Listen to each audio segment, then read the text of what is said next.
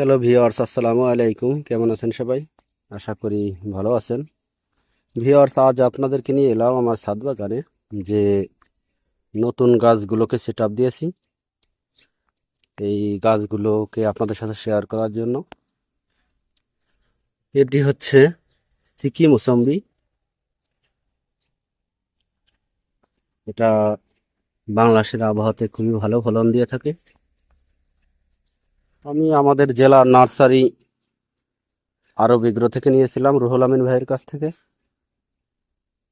তো মূল উদ্দেশ্য নেয়ার, এটা রুট অরেন্টিয়াম, এটা বিশ্ববিখ্যাত রুট। এই রুটটার প্রতি মোটামুটিভাবে একটা আস্থা জন্ম হয়েছে। আমরা সবাই জানি যে রুটের কারণে ফলের স্বাদ পরিবর্তন হয়। রুহুল আমিন ভাইয়ের বড় বাগান এবং বড় নার্সারি। তো যাই হোক, সবকিছু মিলিয়ে আমি রুহুল আমিন ভাইয়ের কাছ থেকে চারাগুলো এনেছিলাম। আপনারা চাইলেও রুহুল আমিন ভাইয়ের কাছ থেকে এই সুন্দর সুন্দর কোয়ালিটির চারাগুলো আনতে পারেন। এটা আমি ছাদ বাগানে রোপণ করে দিয়েছি। দেখা যাক কতটা ফলপ্রসূ হয়।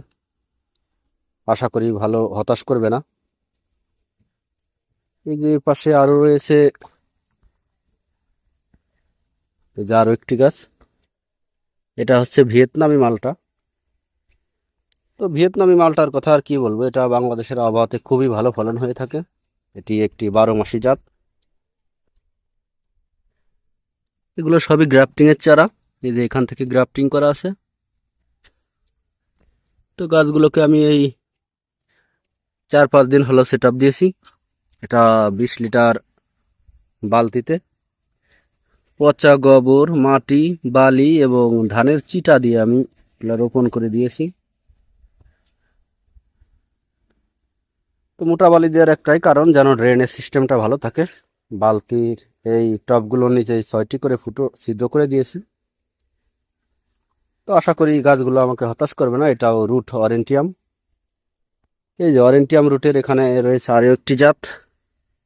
এটি হচ্ছে ফ্রান্সি মালটা। তো ফ্রান্সি মালটা সম্পর্কেও আসলে খুব বেশি বলার প্রয়োজন নাই। যারা জানেন তারা অবশ্যই জানেন যে ফ্রান্সি মালটা বাংলাদেশের আবহাওয়াতে খুবই ভালো ফলন দেয়। এই দেখতে পাচ্ছেন আমার গাছটি। এটাও 20 লিটার বালতিতে পচা গোবর, মাটি, বালি এবং ধানের চিটার সংমিশ্রণে রোপণ করে দিয়েছি। তো এটাও রুট অরেন্টিয়াম, বিশ্ববিখ্যাত রুট। আপনারা চাইলে এই রুটের চারা রুহুল আমিন ভাইয়ের কাছ থেকে নিতে পারেন। এছাড়াও আমার কাছে আরও অনেকগুলো কালেকশন আছে, অবশ্যই অন্য সময় করে আপনাদেরকে দেখাবো। আজ এ পর্যন্তই। এই টবগুলোতে কোন ধরনের সার ওষুধ দিলে গাছগুলো দ্রুত বড় হবে এবং ফলন পাওয়া যাবে, আপনাদের মতামত প্রত্যাশা করছি। ভালো থাকবেন সবাই। ধন্যবাদ সবাইকে।